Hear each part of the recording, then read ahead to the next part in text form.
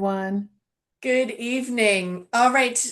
Glad you all are here. I'm just so thrilled that you are taking the time out of your evening to join me tonight. Tonight's session is called Overcoming Academic Fear: Three Practical Steps for the Adult Learner Success.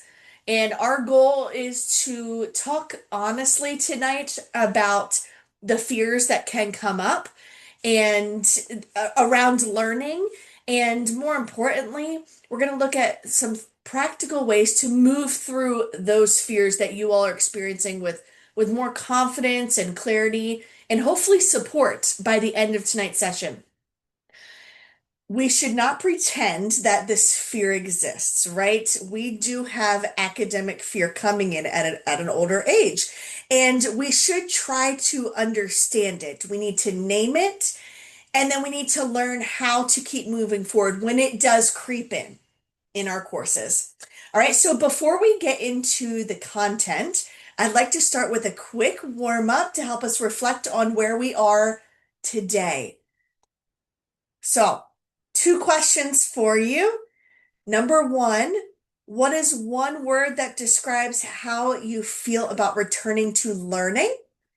You might be feeling really excited, nervous, hopeful, overwhelmed, curious, unsure, something. I want you to name it. Whatever your word is, it's welcome here. I want you to name it. And you can place that in the chat. And then number two, on a scale of 1 to 5, how confident do you feel about your ability to succeed as a student right now? We're in week 4. Okay. So a 1 might mean you're feeling very unsure, and a 5 might mean that you are feeling very confident, right? There's no right or wrong answer. This is simply a chance for you to notice where you are starting at right now. Okay. So I'll give you some time. Place that in the chat, the answers to both of these questions.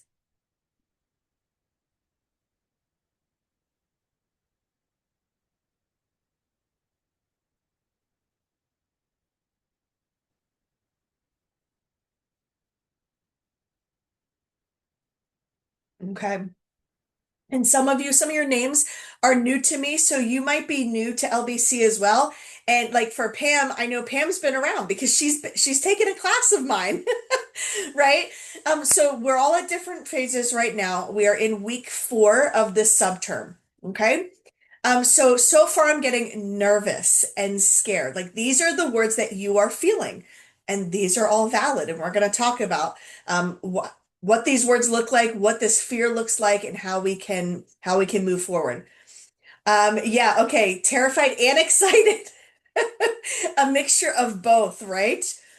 Um, as you think about how you're feeling, and your word and your number that you're placing in this chat, think about your confidence level too. You might notice that there is hesitation and there is probably self-doubt here. So I see numbers, I'm seeing like a 3 and a 5. So thinking some of you are saying, yeah, I'm right in the middle. That's how confident I am, my ability to succeed. Some of you are saying I'm at a 5. A personal message is saying, okay, like this is really low. Like I'm like a 1 or 2. That's understandable. This is going to lead us into our very first topic, which is really understanding academic fear. We have to understand what it is before we can use it to our benefit, actually. And for many of you as adult learners, this fear is going to show up in the form of something else. It could be worry, it could be anxiety or self-doubt about learning. There's something about it that makes you anxious about this. Um, but I will say the fear that you are experiencing does not mean that you are not capable, because in fact, fear often shows up when something matters to us, right? It's a side effect. So let's look at what academic fear really is. Okay. And thank you for sharing all your thoughts in the chat. I saw another one came in, said anxious. And we're going to talk about that. What are we anxious about? So let's take a look at what academic fear is and why it happens and how we can begin to move through it. when we talk about this, like I just said a minute ago, is we're really talking about like that worry or anxiety or self-doubt. That's going to creep in when you begin to learn something new. So maybe you hear yourself, those intrusive thoughts, you hear yourself saying, I'm not sure I can do this. It's been too long. Does this sound familiar to anyone? Yes. I see your heads nodding. Yes. For you all, this, guess what? This is common. Okay, this is very common. This fear is common with adult learners. Children do not experience this type of academic fear. It's a different type. And so guess what? Honestly, this makes complete sense that you have these thoughts. It does. Okay, even as believers, we have these thoughts, right? Because this is also challenging. College is challenging.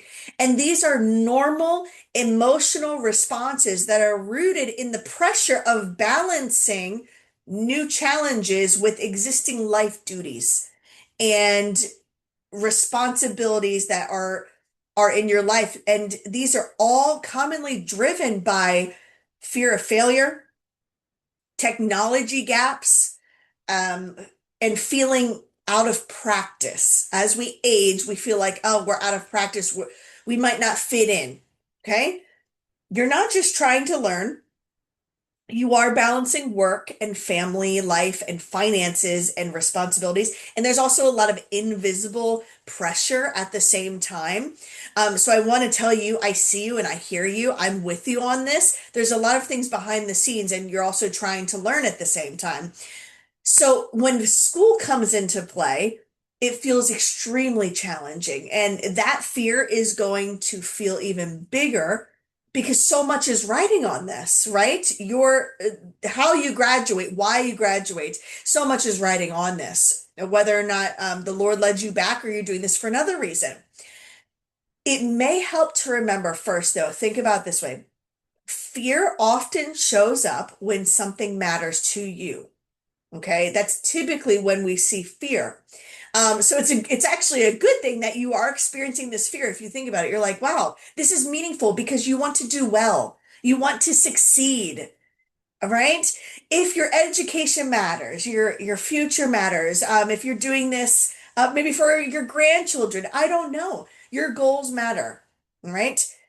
It makes sense that you're going to feel nervous. Of course, right? And fear doesn't mean that you're failing. I think that's what the world wants us to think, right? The fear doesn't mean that you're failing. It just often means that you care deeply about what you want to do. Um, Fear is also not always a stop sign. A lot of people, when they experience fear, they stop and shut down, and that's it. That's the end. A lot of times, fear is more of that signal. I want you to think about it as a signal of saying, okay, this is something you're stepping into. It's new. It is going to be challenging. And you are going to stretch yourself very thin in very different ways. It's going to make you feel very uncomfortable. Your writing courses are probably going to make you feel uncomfortable. That doesn't come easy to everyone. Writing an argumentative essay is not easy. And that discomfort, that's part of growth. Just like you learn something at a younger age, that's part of growth. So also think about facing your fears. You probably heard that as a child. Maybe a guardian, a parent, someone said, hey, you got to face your fears. Let's talk about that. I know it sounds so cliche, but it works. When encountering fear, the brain is going to focus on risks and it goes into a protect mode. That's naturally what it does.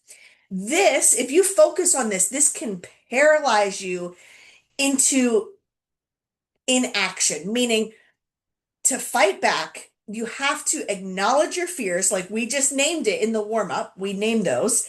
You must acknowledge them. And especially about going back to school, I would say write them down and try and tackle them head on. Okay.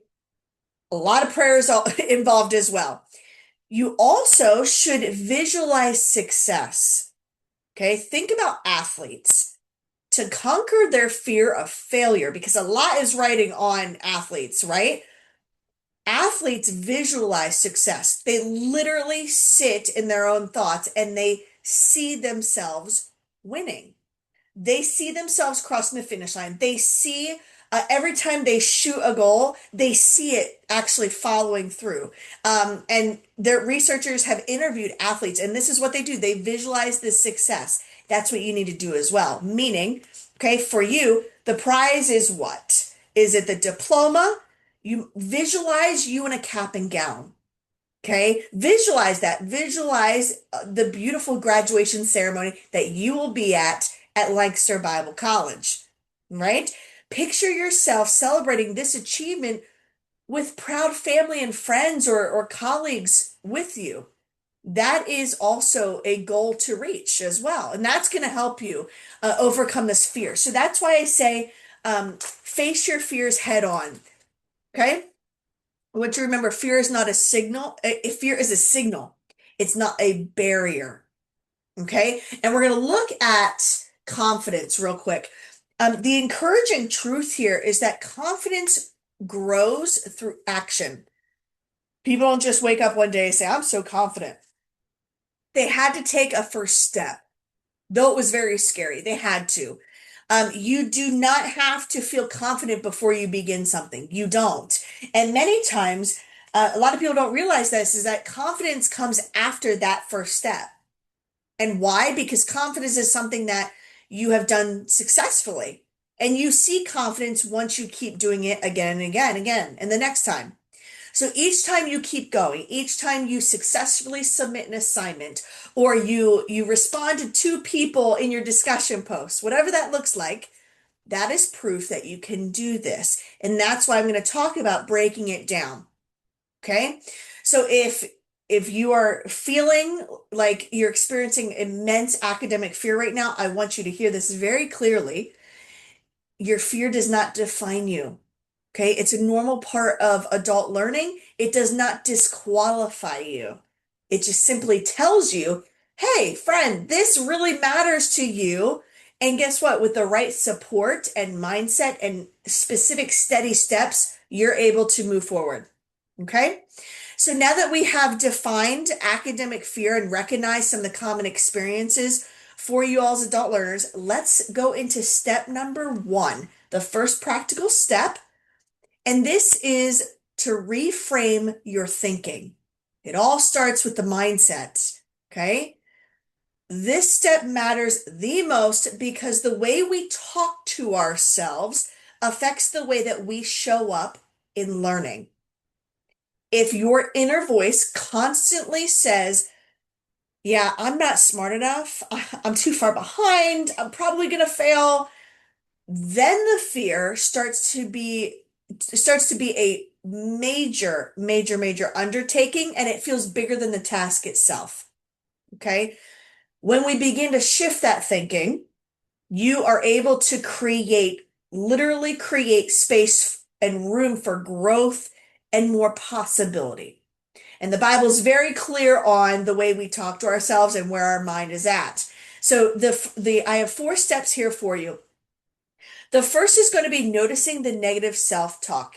If you actually sit down and listen to your mind think, and if you ever get in a quiet space where your mind goes to, oh goodness, Lord, it goes to the craziest stuff. It's so negative half the time. So reframing your thinking means paying attention to the thoughts that come up when you face schoolwork. What comes to mind when you think about your courses? I mean, what's the very first thing? Is it this is too hard or I'm overwhelmed or is it thank you, Lord, I get a chance to learn again. I'm ready. I'm scared, but I'm ready. Okay? Reframing your thinking. Pay attention to the thoughts that come up and then learning to replace those unhelpful thoughts with more truthful and supportive ones. They must be truthful, they must be supportive. We can tell everyone else truthful and supportive thoughts, but we don't do it to ourselves. It's very frustrating, right? Right? This does not mean that you're going to pretend that it's easy, okay? It is choosing thoughts that are going to help you move forward instead of keeping you in this stuck location, okay? For example, I'll give you some examples. Instead of saying, I'm terrible at this, I'm terrible at my writing class. I don't know what I'm doing. You might say, I'm still learning this. Okay, remember, you are coming back to college. That means if you're coming back to college, you really shouldn't know everything, right? You're starting at the basics again. And so reframe that I'm terrible at this to, okay, I'm still learning this. Instead of saying I'm too old for this, yeah, age, okay? You might say, I bring life experience that is going to help me succeed. And I did a workshop on this about your life experience as an adult learner. You think about what you've experienced throughout your life. Probably a lot of patience. I'm going to assume if you've ever held a job, which many of you have, you had to experience problem solving, critical thinking. These are experiences that our babies, our 17 to 20-year-olds right now, they're just beginning this process. You all have built on this, 30, 40, 50 years. Okay? So you're coming with a lot of experience. Okay? These experiences are going to help you exceed. And the experiences, I'm saying these are also characteristics that you have learned over time. Okay? In high school. In, instead of saying, So that does matter. it, it does. Instead of saying, if I struggle, that means I'm not capable, you might want to say, actually, struggle is a part of learning. Okay? So why do we do this? Why do we do this? Why should we reframe our thinking? Why? Because our thoughts shape confidence. When we constantly rehearse fear-based thinking, we do start to believe it. Okay? That is the enemy attacking. But when we practice more truthful and supportive and encouraging thinking, we completely change the outcome. We then the mind actually begins to build resilience. It does. And this is especially important for you all because many adult learners carry old messages in their brains from past school experiences. I remember when I was in high school, oh, I had this, I couldn't do this, or I had an IEP and I couldn't do this. You probably had discouraging feedback as well. Or you probably had years of telling yourselves that you're not academic people. That's why I say reframing gives you the opportunity to challenge those old messages that were told to you by someone or maybe yourself and replace them now with something that's healthier. Okay? Something that's more hopeful. You do not have to force yourself to feel confident right away. That's not going to happen. So start by shifting just the language. I would say at least in the morning and the evening, jot some positive thoughts down about how you're learning. Okay? These small shifts in thinking are going to actually change your behavior. When that changes, you will notice a major difference in how you approach your academics. Okay? Once this shifts, you'll notice a change in confidence as well. All right. So once you begin to reframe your thinking in step one, the next step is going to put that new mindset into action. And that leads us to step number two. Start small and build momentum. And I separated these two on your screen. The first three bullet points are going to be about starting small, and the last three at the bottom are going to be about building momentum. This step is important because confidence does not grow all at once. It does not. For most of you, confidence is going to happen in very, very, very small moments throughout your day. Maybe when you complete a task, you take one step towards something else. You prove to yourself that you can keep going. Okay? Big goals are going to feel very overwhelming.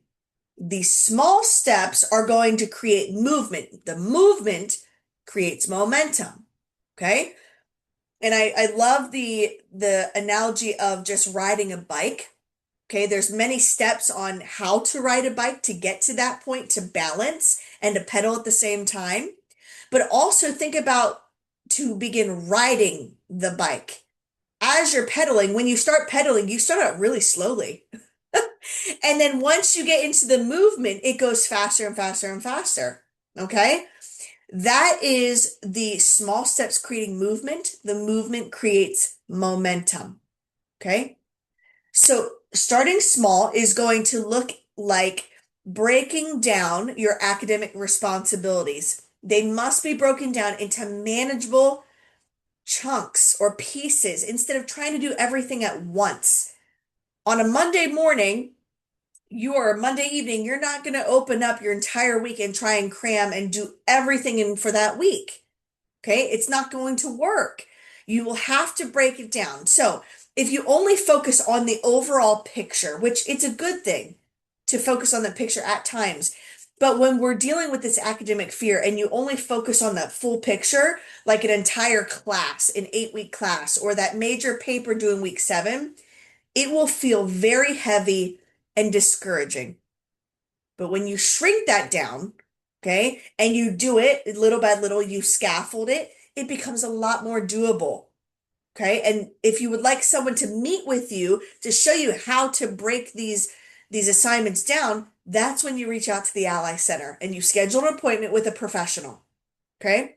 So here are some ways that you could do this to begin with a small manageable task, how to break them down.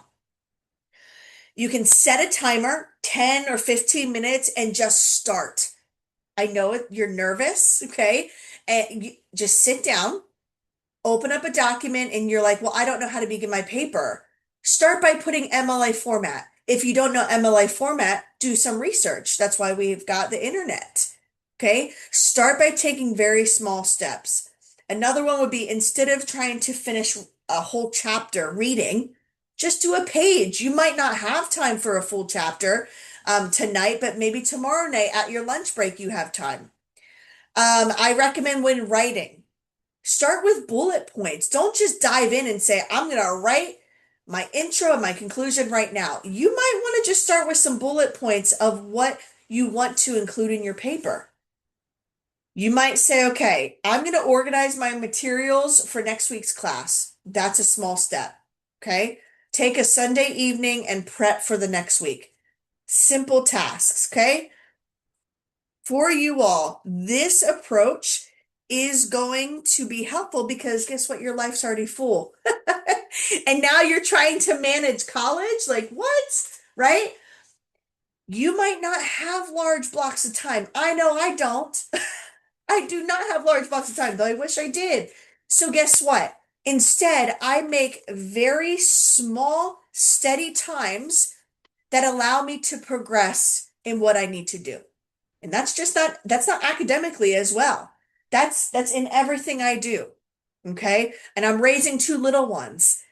So a little effort done consistently is often more powerful than waiting for a perfect moment. There's no perfect moment. You're not going to want to write that argumentative essay. You don't want to do it unless you love writing.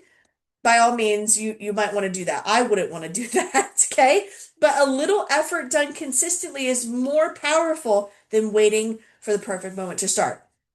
If you also look at the bigger picture too, it can make it tempting to freeze and then you procrastinate. Okay. I see time and time again, students will join class. We're in week 1 and they're already emailing me, calling my office about what's due in week 7 because they're freaking out. And so then I have to sit down and explain, okay, we need to break it down. I'm glad you're looking ahead, but sometimes I don't recommend you staying there and just reading through all the assignments because you're not ready for what's to come. That's why every week you're doing assignments to build up to that major week. Okay? Remember, momentum is built by movement. It's not waiting till you feel ready. No one would ever start anything. Okay? The key is to begin right where you are. Say, I'm going to try this with whatever you have, the resources that you have, and just do the next small thing. Okay?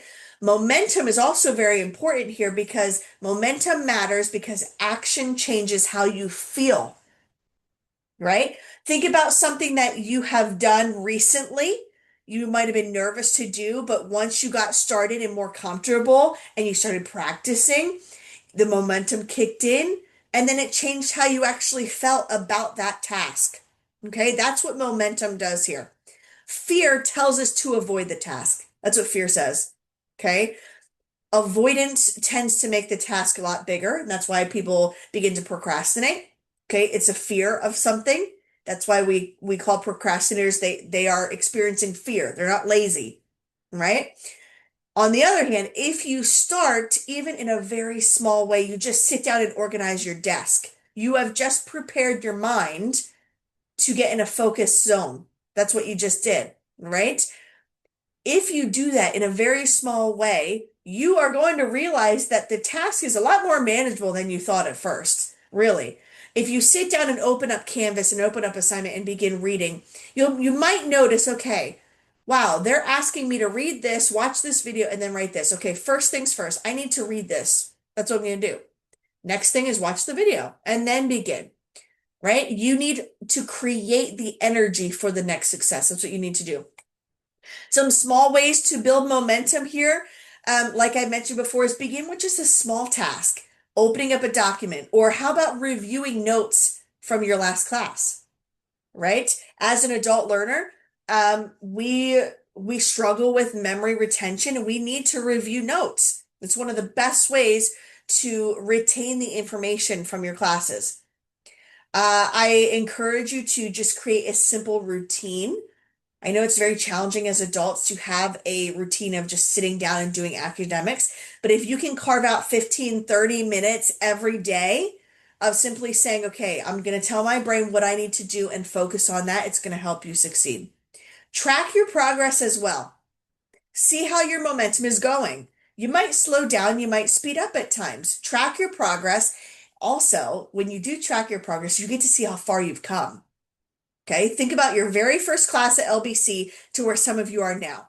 Some of you are a lot more confident than when you first started, right?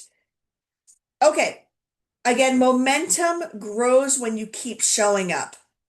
Okay, the more you practice starting, the less power fear has over you, right? You don't need to do everything tonight. I think it's, what time are we at? We're at like 7:30. You don't need to do everything tonight by 10 p.m.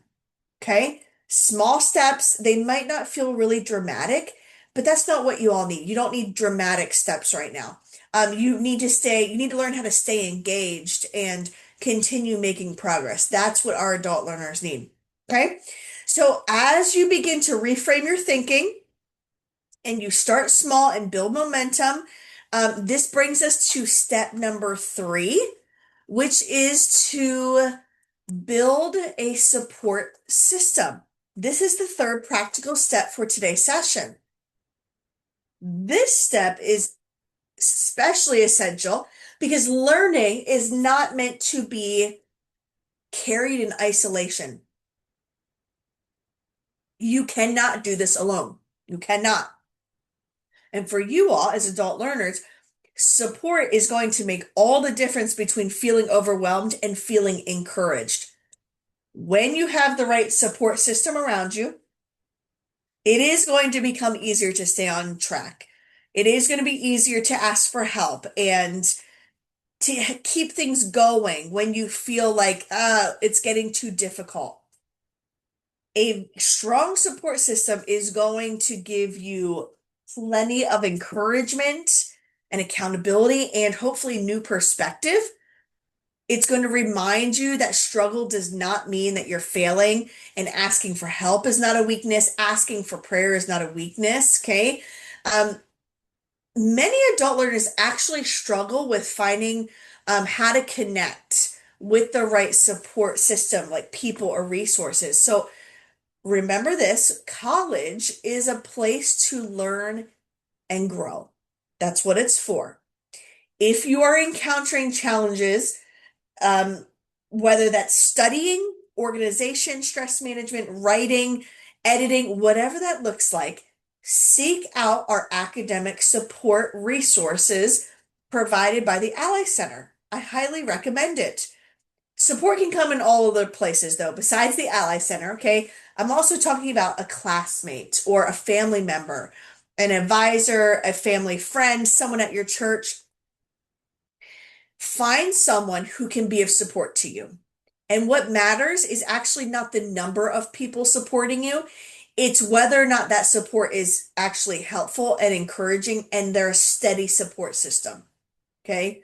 You want someone who's all in. They're going to check in on you. Okay. So when you're looking for a support system, it helps to think about what kind of support do you need? Do you need someone to just pray for you? Do you need someone to text you once a week? Do you need someone to sit down with you to go over your assignments? Think about the support system that you need. Do you need someone to help you stay organized? Do you need someone to encourage you when you feel discouraged? Okay, think about that. Someone to check in on your progress. What does that look like? Because all these different needs, they require a different kind of support. And you want to make sure that you have the right support system, right? Not every person is going to be the right support system for you. Okay. Good support is going to be honest and realistic and also respectful to you and your needs. It should help you grow. It should not make you feel more anxious, which a lot of our support systems do. We say, but this person is so helpful, but also when I'm around this person, I feel a lot more anxious, or I'm always hearing more about their concerns or something, right? You want someone who's going to guide you and listen to you and encouraging you without adding any pressure. So here are practical tips. Some I would say, okay, reach out to your advisor, your student success coach, and your professor early on. Your professor is your number one support system. They should be. Okay. Reach out to them. Let them know what you're struggling with. They will meet with you or they will find someone, probably the Ally Center, to meet with you. Okay. That goes to the next is meet with the Ally Center.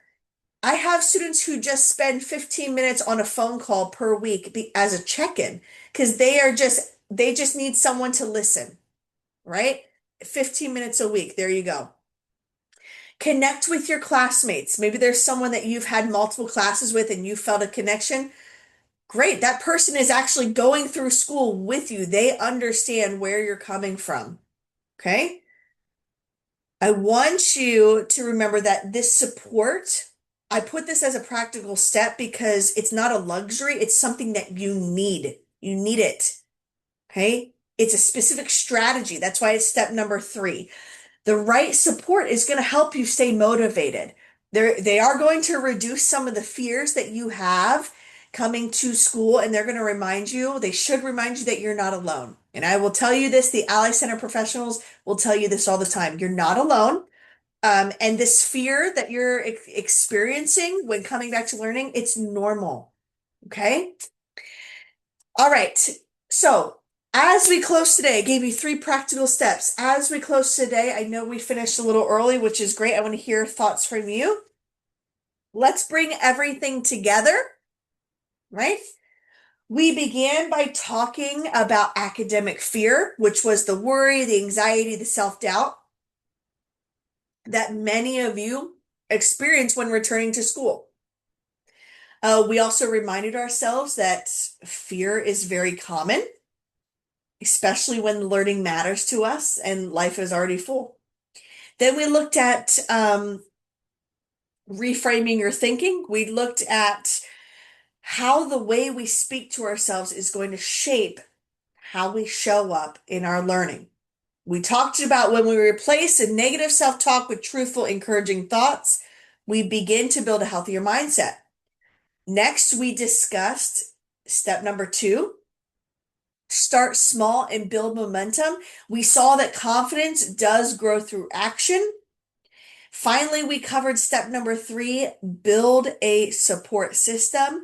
We were reminded that learning was never meant to be done alone. The fear is real, but it does not have to stop you. Many of you said in the beginning that you were experiencing anxious or there was a lot of doubt occurring and worry. Okay, you can reframe your thoughts, you can start small, and then you can surround yourself with the right support. These steps are going to help you move forward. Okay? Are there any questions as we finish out tonight's session, or any comments that you'd like to add before I thank you for joining me tonight?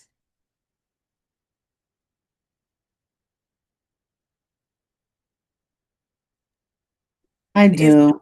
Oh yes. Hi Pam. Of course I do. Yes, tell me.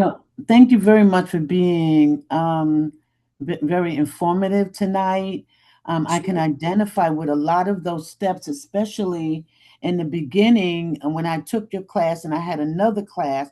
Mm. It was overwhelming because I took more than I could chew, so to speak. Ah, And so I worked with my success coach who broke it up where I just have one class at a time, and right. that conquered my fear because I was Mm. terrified. I didn't know where I was going. I didn't know what to do. Mm-hmm. Going back to college, at my age, I was ready to quit, but then I realized the purpose that God has me Mm-hmm. at this point. So I have to, stay focused on what, God's plan, not my Yeah, plan. that's So right. I, That's right. I one thing I did not do, and I will in the future, is reach out to the Ally Center. I did Yeah. not do that now, and you mentioned that before, and I will reach out to them for some challenging things in the future. Yes. Yeah, absolutely. Thanks for sharing your thoughts. It's so helpful to hear. And also, it's a success story. You didn't quit, Pam. You kept pushing through and you reached out. You did reach out to your coach. You reached out to me when I was your professor and you said, help me, right? I need help, right? And you didn't sink. You didn't sink, Yeah, right? yeah, Right? You kept moving I forward. didn't. Yeah, I didn't quit. Mm-mm. Yeah, no, no. So thank you, and I'm glad that you're able to really start small and you're building that momentum. Yes. Yes, yes. Let me check the chat real quick. Yes, you're welcome. Absolutely. Glad to see you again. So thank you for joining me. I know it was a nice short time together, right? Take some time to invest in yourself. Those words that you gave in that warm up, the anxious, the terrified, the scared, okay? Take some time, think about why you're feeling that way, and then go through these three practical steps. Try and incorporate the first one. I would say start with that over the next week, okay? My hope is that you leave tonight remembering that fear does not mean that you're not capable. Okay. It just simply means that you're doing what matters and this fear of academic learning, it's a part of us as adult learners. When something matters, it is worth moving toward it with more courage and support and patience with yourself. Remember that. You must have patience with yourself. Okay. So my hope is that you'll challenge yourself. Start with step number one. I also recommend just moving to step number three and finding support. If that means reaching out to the Ally Center, the email is on the screen here, or you have my email. You can reach out to me directly. I will be sending out this PowerPoint, the recording, and there's other tools that will be helpful for you moving forward. All right. Thank you again for joining me. You're welcome. I'm so glad it was a breath of fresh air. You're welcome. I will be hosting another webinar next week. You should be getting an email out tomorrow to register for that. So I look forward to seeing you then. Otherwise, have a wonderful evening, all. Thank you. God bless. Thank you. You're Blessings. welcome. Bye bye. Bye bye. Bye-bye.